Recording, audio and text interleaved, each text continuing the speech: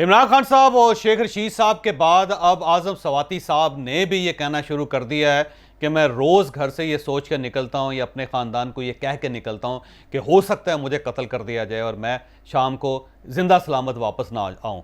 और वो बार बार ये भी कहते हैं कि मैं अल्लाह ताला से दुआ भी करता हूँ कि मुझे शहादत की मौत नसीब हो, अर्श शरीफ जैसी मौत नसीब हो।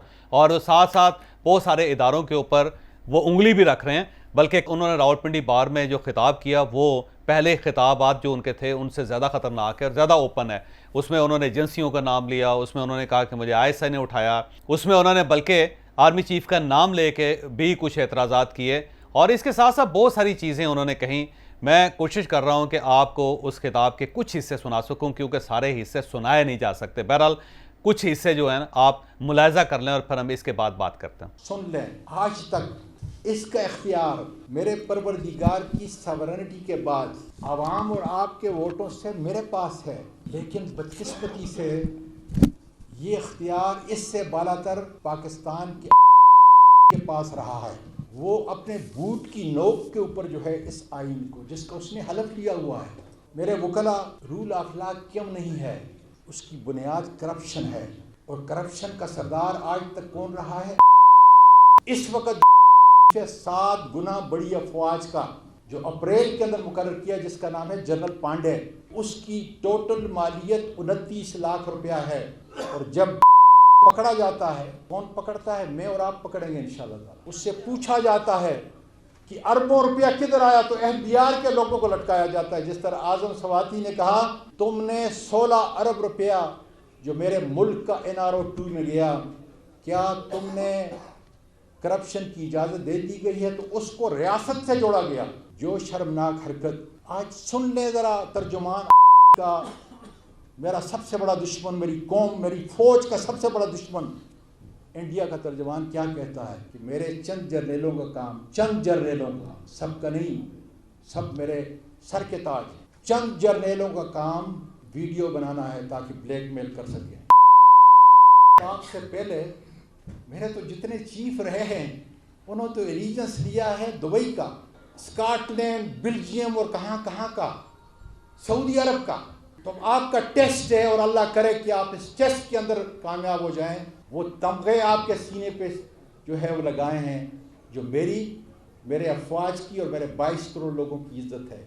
अब आपको उस इज्जत का एहसास दिला रहा हूँ। आज तक उसने आर्मी रूल ऑफ लॉ को ख़त्म किया इसलिए कि वो करप्ट थे। मेरे चंद जर्नल करप्ट, मेरे चंद जजेस करप्ट, मेरे बहुत सारे ब्यूरोक्रेट करप्ट, मेरे बहुत सारे सियासतदान करप्ट। लेकिन इसका मंबा ऊपर से है। जो ताकत का सचचमा है जो इस आइन के ऊपर है, क्या किसी IG की इतनी ताकत है आज़म सवाती जैसे पावरफुल सेनेटर को और वकील को उसके ऊपर 45 FIR करा और पूरे पाकिस्तान के अंदर उसको घुमाया जाए? ये वो ISI का वो विंग है, ये हकायक पे मबनी है जिन दलालों के जरिए से है मुझ पर FIR कराई गई। अब आज़म सवाती साहब आपको इसमें बेशुमार इल्ज़ामात लगाते हुए नज़र आ रहे हैं। अब हो सकता है कि आज़म सवाती साहब के इल्ज़ामात के अंदर कुछ जान हो, मैं ये नहीं कहता कि ये गलत कह रहे हैं, क्योंकि दुनिया में कुछ भी पॉसिबल है। हो सकता है कि इनके साथ वाकई ज़्यादती हुई हो और ये अपनी ज़्यादती का अजाला चाहते हों, और अगर इनके साथ ज़्यादती हुई है तो गलत हुआ है, और अगर उसका ये अजाला चाहते हैं तो मेरा ख्याल है कि अजाला होना चाहिए।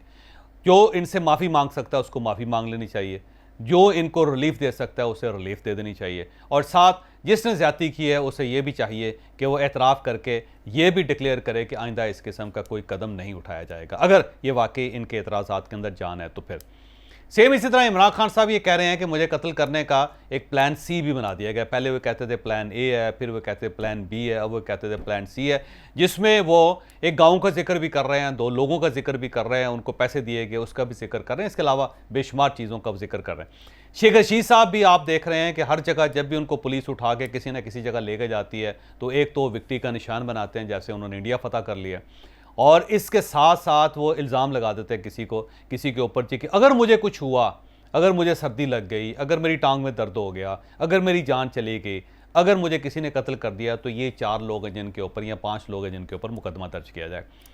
ये तीनों के जो इल्ज़ामात हैं ये इंतहाई ख़तरनाक। और इतने ख़तरनाक है कि इसके बाद मुझे महसूस ही होता है कि इनकी जान वाकई ख़तरे में चली गई। अब फ़र्ज़ कर लें कि शेख रशीद साहब की किसी के साथ राइवलरी है, या इमरान खान साहब की किसी के साथ राइवलरी है। वो ख़ानदान के अंदर से हो सकता है, वो पार्टी के अंदर से हो सकता है, वो इनका कोई कज़न हो सकता है, वो इनका दुश्मन हो सकता है, वो इंडिया से हो सकता है, वो रशिया से हो सकता है, वो चाइना से हो सकता है, वो अमेरिका से, किसी जगह से भी हो सकता है। कहीं भी कोई लोग हों जो ये चाहते हों कि इमरान खान साहब को ज़िंदा नहीं रहना चाहिए, खुदा न खास्ता। ये इसी तरह शेख रशीद साहब जो है ना, उनकी राइवलरी हो सकती है। वो ज़ाहिर रावलपिंडी के अंदर उनके दुश्मन हैं बहुत सारे, और उन्होंने ज़िंदगी में दोस्त इंतहाई कम और दुश्मन कसीर तादाद में बनाया शेख रशीद साहब ने। ये उनका कमाल है। आप देख लें कि उनके दोस्त मेरा नहीं ख्याल के हाथ की उंगलियों पे भी गिने जा सकते हैं, इतने कम होंगे। लेकिन उनके दुश्मनों की तादाद जो आप देख लें हर पार्टी के अंदर, यानी जिस पार्टी के साथ भी वो रहे उन्होंने क्योंकि वफा नहीं की, और हर पार्टी का दिल दुखा हुआ है इनसे। फिर इसके अलावा लेन देन के उनके बहुत सारे फटे हैं, फिर उनकी बरादरी, उनकी फैमिली के अंदर इश्यूज़ हैं, फिर उसी शहर के अंदर जहाँ वो रहे हैं उनमें बहुत सारे हासदीन भी होंगे उनके साथ, वो हैं। सेम इसी तरह आज़म स्वाति साहब का इशू है कि आज़म स्वाति साहब ज़ाहिर है बड़े कामयाब आदमी है, एक बड़े अच्छे बिजनेसमैन है, लेकिन ये हो नहीं सकता कि एक आदमी कामयाब हुआ हो और उसके हासदीन ना हो, या उसके दुश्मन ना हो, या उनसे किसी को तकलीफ़ ना पहुंची हो, या किसी ने उनके खिलाफ ग्रज ना रखी हो दिल में।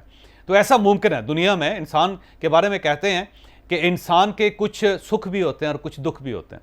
ये मुमकिन नहीं है कि आप जिंदा हैं और सारी दुनिया आपके साथ खुश हो। ऐसा तो मेरा ख्याल है दुनिया में कोई ऐसा पैगंबर भी नहीं आया कि जिससे सब लोग खुश होते हैं, बल्कि उनके सामने भी बेशुमार ऐसे लोग हैं जो उनकी मुखालफत भी करते हैं और उनसे जंगें भी करते हैं और उनको जहर देने की कोशिश भी करते हैं, उनके ऊपर हमला भी करते हैं और उनके खिलाफ कार्रवाइयाँ भी करते हैं। ये एक फैक्ट है। इससे दुनिया में आज तक कोई ऐसा वली भी नहीं गुजरा कि सारा शहर जिनके ऊपर मुतमईन हो, बल्कि बेशुमार औलिया कराम उनकी जान भी ली गई थी। बल्कि आपको याद होगा कि मौलाना रूम के जो उस्ताद मोहतरम थे उनके साथ क्या हुआ था, आप देख लें। तो ये सर ये दुनिया है। इस तरह बिजनेसमैन आप देख लें, बिजनेसमैन में से कितने लोग हैं जो जिनके साथ सारे लोग सारे बिजनेसमैनों से खुश हों। आप सोल्जर्स देख लें, कितने लोग हैं उनके खिलाफ होते हैं। आप पुलिस ऑफिसर्स देख लें, आप ब्यूरोक्रेट्स देख लें, आप ताजर देख लें, आप किसी भी सेक्टर में चले जाएंगे। इवन क्रिकेटर को मारना चाहेगा, हॉकी प्लेयर को मारना चाहेगा, गोल्फर को मारना चाहेगा, एक दुकानदार दूसरे दुकानदार को मारना चाहेगा। हसद एक ऐसी बीमारी है कि जो हर शख्स को लगती है। ये जुकाम की तरह है कि दुनिया में अगर आप जिंदा हैं तो आपको जुकाम ज़रूर होगा या आपको सर दर्द ज़रूर होगा, बिल्कुल इसी तरह आपको हसद ज़रूर होगा। ये मुमकिन नहीं है कि आप हसद आपको ना हो। अगर हसद नहीं है तो फिर आप औलिया कराम से भी ऊपर निकल गए हैं, फिर आप नाउज़बिल्ला पैगंबरी से भी आगे चले गए, क्योंकि सिर्फ पैगंबरों को हसद नहीं होता था, या एक प्योर ज़बरदस्त किस्म का वली जिसने अपने सारी कदूरतें सारे नेगेटिव इमोशंस अपने दिल से निकाल दिए, उनको हसद नहीं होता। बाकी सब दुनिया में हासदीन मौजूद होते हैं। अब सवाल यह है कि आपने अगर ज़िंदगी में कुछ लोगों को नामजद कर दिया, इमरान खान साहब ने 4 या 5 लोगों को नामजद कर दिया, बल्कि वो जो नामजदगान हैं उनकी तादाद में इजाफा भी करते चले जा रहे हैं, और शेख रशीद साहब ने 4, 5, 6 लोगों को नामजद कर दिया। अब इसी तरह आज़म स्वाति साहब नामजद करते चले जा रहे हैं। वो ये कह रहे हैं कि फ़लाँ एजेंसी के फ़लाँ लोग वो मुझे कत्ल करना चाहते हैं और मुझे शहीद करना चाहते हैं और मैं शहादत की मौत चाहता हूँ। अब सवाल ये है कि ये आपने ये बात करके आज़म स्वाति साहब ने, इमरान खान साहब ने, शेख रशीद साहब ने बहुत सारे लोगों के लिए रास्ता खोल दिया। अब वो लोग जो डर रहे थे कभी कि इनकी तरफ टेढ़ी आंख से नहीं देखना, खुदा न खास्ता अगर इनको कुछ हो गया तो हमारे ऊपर इल्ज़ाम लग जाएगा, आपने उन सबको रास्ता दिखा दिया। आपने उनको रास्ता दिखा दिया है कि ठीक है शेख रशीद के ऊपर हमला कर देते हैं, और अगर वो दुनिया से चले जाते हैं तो हमारी तरफ तो किसी की नज़र ही नहीं जाएगी, हमारे खिलाफ तो कोई FIR होगी नहीं। वो उन्होंने पहले से ही नामजद कर दिए हुए हैं, यानी कत्ल से पहले ही वो नामजदगी होगी हुई है, तो लिहाजा इशू कोई नहीं। सेम इसी तरह इमरान खान साहब को खुदा न खास्ता कोई नुकसान पहुंच जाता है, पाकिस्तान के बड़े लीडर हैं, अल्लाह ताला उनकी लंबी ज़िंदगी करे, तो आप उससे खुद अंदाज़ा लगाएं कि वो तो नामजद कर चुके हैं कुछ लोगों को। तो वो अगर मारने वाला को दरमियान से दाएँ बाएँ से निकल के इनके ऊपर हमला कर देता है तो उसके लिए तो एक बड़ा सुनहरी मौका है। सेम इसी तरह आज़म स्वाति साहब पे खुदा न खास्ता अगर हमला हो जाता है या इनकी जान को खतरा पेश आ जाता है, तो इन्होंने एक रास्ता सबको दिखा दिया कि जनाब मैं क्योंकि अपने मुजरम नामजद कर चुका हूँ, आप ये काम कर लें, आपके ऊपर अब कोई इल्ज़ाम नहीं आएगा, आपकी तरफ किसी की उंगली नहीं आएगी। अगर इससे भी हट जाएं और कल स्टेट अगर असल मुजरम को पकड़ लेती है या असल मुलज़म तक पहुँच जाती है, तो उस जो कार्रवाई होगी, जो उस इन्वेस्टिगेशन होगी, वो उस पर कौन यकीन करेगा। बिल्कुल इसी तरह जैसे मौलाना बेनज़ीर भुट्टो का कत्ल हुआ था, आपको याद होगा कि उन्होंने उससे पहले अपने वकील को एक ईमेल लिखती थी जो अमेरिका के अंदर बैठा हुआ था, और उसमें कुछ लोगों के नाम थे। जब ये वाक़या हो गया तो फौरी तौर पे जो एप्लीकेशन हुई थी वो उन लोगों के ऊपर हो गई थी, उसमें चौधरी परवेज़ इलाही साहब भी शामिल थे। तो अब उसके बाद जब असल मुजरम पकड़े गए तो आज तक उन असल मुजरमों को असल मुजरम नहीं समझा जा रहा। उन लोगों को सज़ा तक हो चुकी है और उनके बारे में प्रॉपर एविडेंस हैं, लेकिन क्योंकि मोहतरमा बेनज़ीर भुट्टो की एक एप्लीकेशन या एक ख़त चला गया था, ईमेल चली गई थी, लिहाजा आज भी वो केस ओपन है, आज भी वो केस बंद नहीं हो सका। और मुजरम पकड़ने के बावजूद, मुजरम गिरफ्तार होने के बावजूद, मुजरमों को सज़ा होने के बावजूद भी उन मुजरमों को मुजरम नहीं समझा जा रहा, लिहाजा वो केस अब तक बंद नहीं हुआ।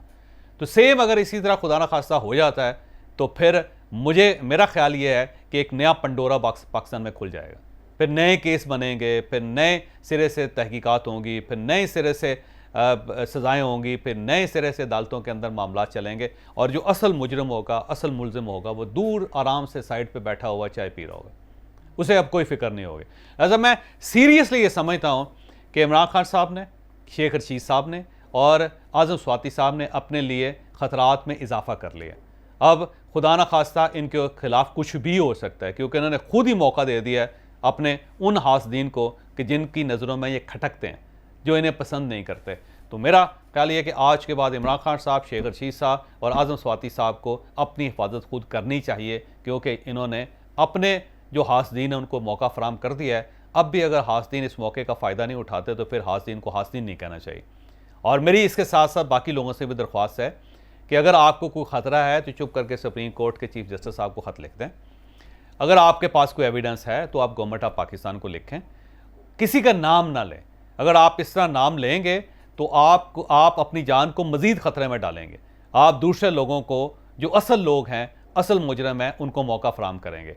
तो ये एक ख़तरनाक गेम है। इस ख़तरनाक गेम से जितना ज़्यादा परहेज़ आप करेंगे उतना आप पाकिस्तान के अंदर महफूज रहेंगे।